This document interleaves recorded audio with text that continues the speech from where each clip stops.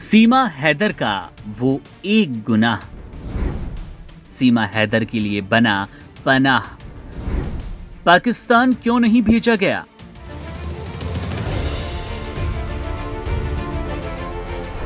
कहते हैं हर गुनाह की सजा कानून की किताब में लिखी है, लेकिन किसी के लिए गुनाह ही अगर पनाह बन जाए तो क्या कहेंगे?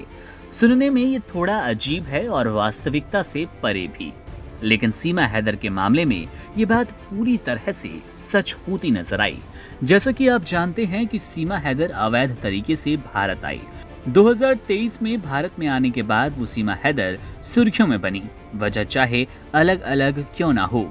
पहलगाम अटैक के बाद सीमा हैदर एक बार फिर सुर्खियां बनी, जब भारत सरकार ने इंडिया से सभी उन पाकिस्तानी नागरिकों को बाहर भेजने का ऐलान कर दिया, यानी कि भारत छोड़कर पाकिस्तान भेजे जाने का इंतजाम कर दिया गया।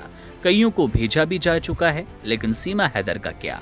सोशल मीडिया पर उसे पाकिस्तान भेज दिए जाने के चर्चे तेज हैं, लेकिन मीडिया रिपोर्ट्स है कि अभी वो इंडिया में ही है और उसकी एक गलती ने उसे पाकिस्तान जाने से रोक लिया। सवाल ये है, आखिर कैसे?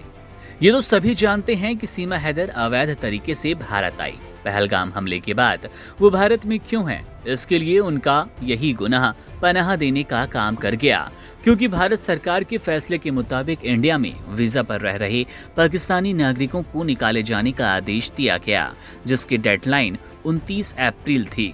लेकिन सीमा हैदर की किस्मत देखिए, भारत सरकार के आदेशों की वजह से वो तत्काल इंडिया में ही हैं। फिलहाल वो पाकिस्तान नहीं गई, जबकि आज 1 मई है। पते की बात तो ये है कि जब वो वीजा के जरिए आई ही नहीं तो उनको किस तरीके से निकाला जाए। वहीं सीमा हैदर के वकील एपी सिंह ने सीमा हैदर को भारत में रहने देने की गुहार मोदी सरकार और कोर्ट के जरिए लगाई। इसके साथ ही सीमा हैदर को भारत में क्यों रहने दिया जाए, उसका खुलासा भी पहली बार कैमरे पर किया। जरा सुनिए। सीमा जब पाकिस्तान में थी, उसका तलाक हुआ, उसके बाद वो अपने पिता के यहाँ आई।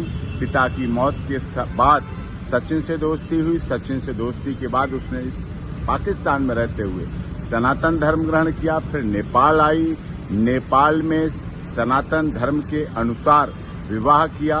विवाह के बाद फिर पाकिस्तान गई, बच्चों को लेके नेपाल के रास्ते भारत आई। भारत में आकर फिर लीगली कन्वर्जन किया, हिंदू धर्म ग्रहण किया, जिसका हिंदू धर्म लीगल कन्वर्जन सर्टिफिकेट के आधार पर। उसके बाद पूरे रीति रिवाज परंपरा के अनुसार सप्तपदी फेरों के साथ विवाह हुआ। दूसरे वर्ष में जब उसने प्रवेश किया, विवाह के बाद से गर्भधारण हुआ भारत में।